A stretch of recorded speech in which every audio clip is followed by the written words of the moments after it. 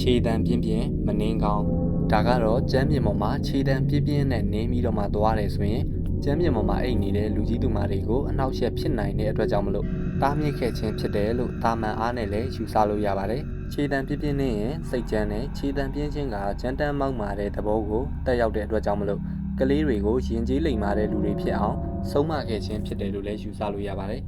ခြေတံပြင်းရင်ဆင်းရဲတာရှိတယ်ခြေတံပြင်းတဲ့လူတို့ကစိတ်ရဲ့အလိုဆန္ဒနောက်ကိုလိုက်ပြီးတော့မှသူ့ရဲ့စိတ်ကိုသူမထိန်နိုင်ဒေါသထွက်လွယ်တဲ့လူတွေဖြစ်တတ်ကြပါတယ်စိတ်ကိုမထိန်ချုံနိုင်ရင်မျက်နှာစာအသီးသီး၌အောင်မြင်မှုရရင်မလွယ်ကူပါဘူးစီယိုပေါ်မှာလမ်းလျှောက်ရတဲ့အခါတွေကိုဟန်ပြပြီးတော့မှလမ်းလျှောက်ရတဲ့အခါတွေခုံမြင့်ဖက်နှက်ကဲ့သို့ဟန်ချက်ထိန်ရပြီးတော့မှလမ်းလျှောက်ရတဲ့အခါတွေချစ်သူနဲ့ရှင်တွဲပြီးတော့မှလမ်းလျှောက်ရတဲ့အခါတွေ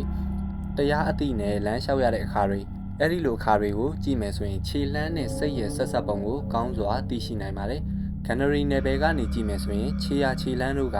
ဓာတ်တူနံတူဆေးဘက်ယူခြင်းစတဲ့ပညာအရာကာယကရှင်ရဲ့ပင်ကိုအငွေ့အသက်ဓာတ်သက်များဂိမ်းအောင်ရာနေရာဖြစ်တယ်လို့ဆိုကြပါတယ်ခြေရာကောက်ယူခြင်းဆိုတဲ့အောက်လန်းနီးပညာရဲ့တစ်ခုကိုကြည့်ရင်ပဲဒါကတာရကဖြစ်ပါတယ်ခြေတံကလည်းအလားတူပဲထိုကဲ့သို့ရေးပါပါတယ်ဂန်နရီနယ်ပယ်တွေကအတန်တွေမှာတချို့ကိစ္စတွေအတွက်ကောင်းကျိုးပေးတာရှိတယ်လို့အချို့ကိစ္စတွေကိုကောင်းကျိုးမပေးတာလည်းရှိပါတယ်ပြည်တိန်နိုင်ငံရဲ့တပ်တူတွေနေမှာ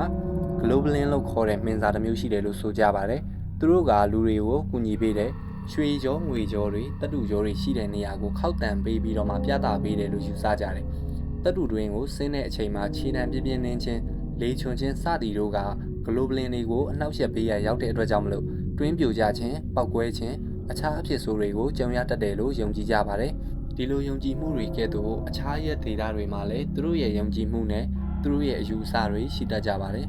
မြန်မာမှုမှာကခြေတံပြင်းချင်းကအိမ်ရဲ့အေးဆေးတည်ငြိမ်မှုကိုပြပြစေတယ်။စူညံတန်တွေဖြစ်ပေါ်စေတဲ့အတွက်ကြောင့်မလို့အကူအညီပေးတတ်တဲ့နတ်ဒေဝတာတွေကအိမ်ဆောင်နတ်တွေကအနှောက်အယှက်ဖြစ်တယ်လို့ယူဆကြပါတယ်။ဒီလိုယူဆတွေကြောင့်ခြေတံပြင်းရင်စိတ်ချမ်းတယ်ခြေတံပြင်းပြင်းနဲ့ရင်ဆင်းရဲတာရှိတယ်။စသည်ဖြင့်တားမြစ်ခဲ့ကြခြင်းပဲဖြစ်ပါတယ်။